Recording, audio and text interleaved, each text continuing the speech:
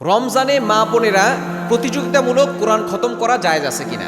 অনেক মা বোনরা আলহামদুলিল্লাহ রমজান মাসে প্রতিযোগিতামূলকভাবে কোরআনটাকে হেফজ করেন, অথবা কোরআনটাকে তারা মুখস্থ করতে চেষ্টা করেন, অথবা কোরআন খতম দেওয়ার চেষ্টা করেন। অনেকে এটা প্রতিযোগিতামূলকভাবে করেন। এটা করা জায়েজ আছে কিনা মনে রাখবেন, সাহাবায়ে কেরাম কিন্তু এই কোরআন নিয়ে, নামাজ নিয়ে তারা প্রতিযোগিতা করতেন, এবং আল্লাহ তাআলা নিজে বলে দিয়েছেন, তোমরা দৌড়াও, প্রতিযোগিতা করো, এই নামাজ নিয়ে জান্নাতে যাওয়ার জন্য তোমরা দৌড়াও, প্রতিযোগিতা করো। আল্লাহ তাআলা নিজে বলে দিয়েছেন।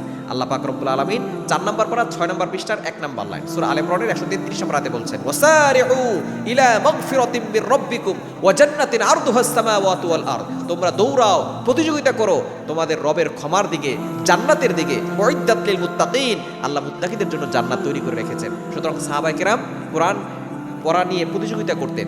একজন যদি 1 খতম দিতেন, সাহাবায়ে কেরাম বলতেন যে তুমি 1 খতম দিয়েছো, আমি 2 খতম দিব। তুমি রাতের বেলা নামাজ পড়ো 10 রাকাত, আমি পড়বো 20 রাকাত। সাহাবায়ে কেরাম এই ইবাদত নিয়ে প্রতিযোগিতা করতেন। কিন্তু আমরা এখন বিভিন্ন অর্থ নিয়ে প্রতিযোগিতা করি। অনেকে দেখা যাচ্ছে বাড়ি নিয়ে প্রতিযোগিতা করে, তুমি একটা বিল্ডিং করেছো, আমি 2টা বিল্ডিং করবো, তুমি 1 তালা করছো, আমি 2 তালা করবো। এইভাবে আমরা প্রতিযোগিতা করি না, আপনি আমল নিয়ে প্রতিযোগিতা করেন। সুতরাং রমজানে যে সমস্ত মা বোনেরা এই কোরআন খতম নিয়ে প্রতিযোগিতা করে, তারা অবশ্যই ভালো কাজ করছেন। এই কোরআন খতম নিয়ে প্রতিযোগিতা করা এটা অবশ্যই সওয়াবের কাজ, এবং যে যত বেশি কোরআন পড়তে পারবে আল্লাহ পাক রব্বুল আলামিন তাকে তত বেশি সওয়াব দান করবেন। কারণ এই মাসটাই হচ্ছে কোরআন নাজিলের মাস। 2 নম্বর পারা 7 নম্বর পৃষ্ঠার 1 নম্বর লাইন সূরা বাকারা 285 নম্বর আয়াত। 185 নম্বর আয়াতে আল্লাহ বলছেন, শাহরু রমাদানাল্লাযী উনজিলা ফীহিল কোরআন।